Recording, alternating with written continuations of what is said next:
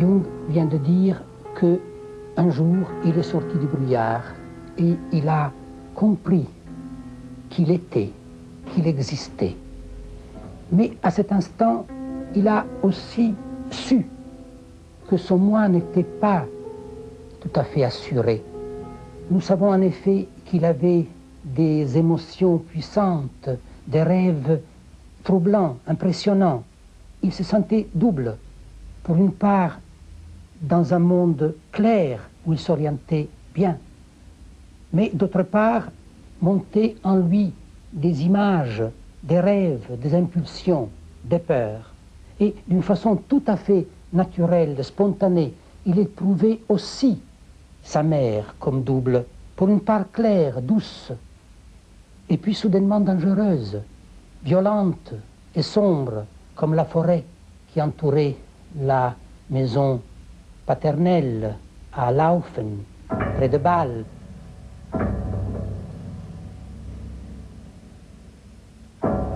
Dangereuse comme le vent, comme les cris des animaux, comme les ombres dans la nuit tombante.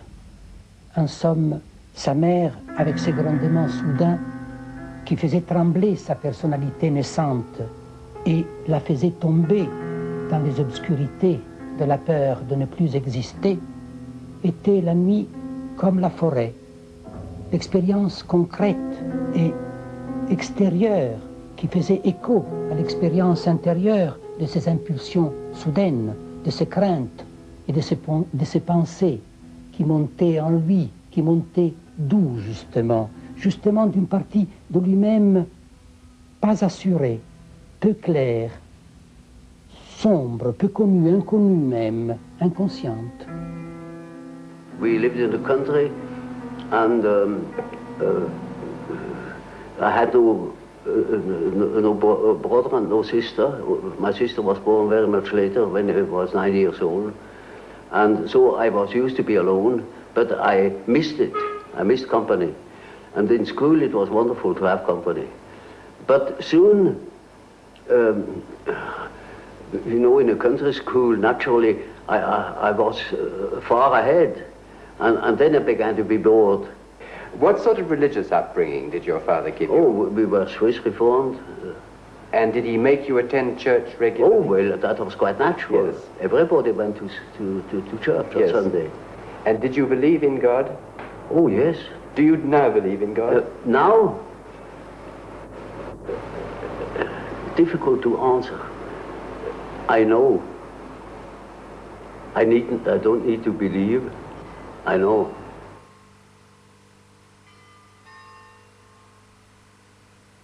Lorsque Jung dit qu'il ne croit pas mais qu'il le sait à propos de la question de Dieu, il faut savoir faire la différence entre ce qui est sa position personnelle et ce qui est sa position de savant.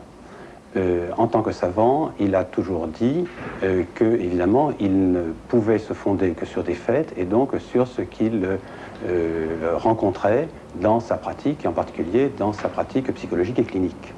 De ce point de vue-là, il est certain que dans l'inconscient de l'homme, et lorsque cet inconscient est négocié dans ce qu'il appelle lui-même l'âme de l'homme, il y a un centre qui est l'image de Dieu, ce qu'on appelle traditionnellement l'imago Dei, et que c'est autour de ça que l'homme peut se construire dans la relation avec cette image de la divinité.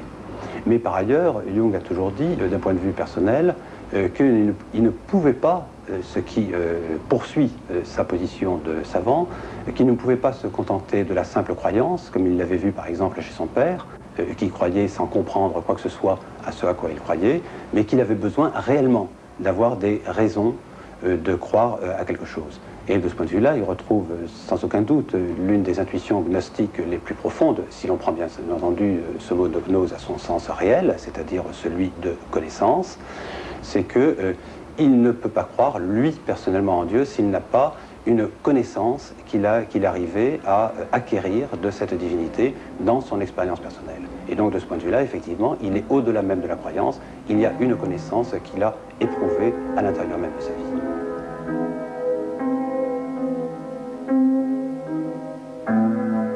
Écoutez, je commence par le néant. Le néant est identique à la plénitude. Dans l'infini, le plein ne se distingue pas du vide.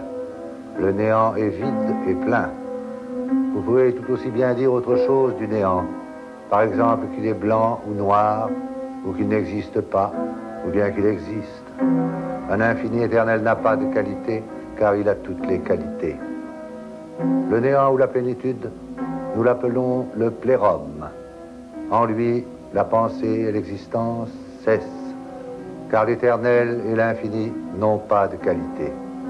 Originally, I wanted to be an archaeologist, Assyriology, Egyptology, or something of the sort. I hadn't the money. The study was too expensive. So my second love then belonged to nature, particularly zoology. And when I began my studies, I inscribed in the so-called philosophical faculty 2, that means natural sciences. But then I soon saw that the career that was before me would make a schoolmaster of me. I never thought I had any chance to get any further because we had no money at all. And then I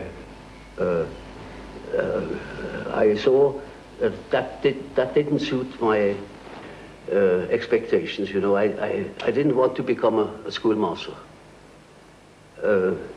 Teaching was not just what I was looking for. And so I remember that my grandfather has been a doctor, and I knew that when I was studying medicine, I had a chance to study natural science and to become a doctor, and a doctor can develop. You see, he can have a practice, he can choose his scientific interests more or less. At other ones, I would have more chance than being a schoolmaster. Also, the idea of doing something useful with human beings appealed to me. And did you, when you decided to become a doctor, have difficulty in getting the training at school and in passing the exams? I particularly had a difficulty with certain teachers that didn't believe that I could write a decent thesis. I remember one case where the teacher had the custom the habit to discuss the papers written by the pupils. And he took the best first. And he went through the whole number of the pupils, and I didn't appear, and I was badly troubled over it. And I thought, well, it is impossible that my thesis can be that bad. And when he had finished, he said, there is still one paper left over, and that is the one by Jung. That would be by far the best paper if it hadn't been copied. He has just copied it somewhere, stolen. You are a thief, Jung. And if I knew where you have stolen it, I would fling you out of school. And I got mad, and I said, this is the one thesis where I have worked the most, because the theme was interesting, in contradistinction, you know, to other themes which are not at all interesting to me. And then he said, you are a liar, and if you can prove that you have stolen that thing somewhere, then you get out of school. Très profondément déçu et blessé, je jurais de me venger du maître. Si j'en avais eu l'occasion, ce qui se serait passé aurait simplement relevé du droit du plus fort. Mais comment diable pouvais-je prouver que je n'avais pas copié ma dissertation? Ma tristesse et ma fureur menaçaient de dépasser la mesure. Mais alors se produisit quelque chose que j'avais déjà plusieurs fois observé. Un silence se fit soudain en moi, comme si l'on avait fermé une porte insonorisée, l'isolant d'une enceinte bruyante. Il existait à l'arrière-plan le sentiment d'une participation de quelque chose qui n'était pas moi, un peu comme si j'avais été touché par un souffle venu de l'univers astral, et des espaces infinis, ou comme si un esprit invisible était entré dans la chambre. Un esprit disparu depuis longtemps, mais qui serait continuellement présent dans l'intemporel et jusque dans un lointain avenir.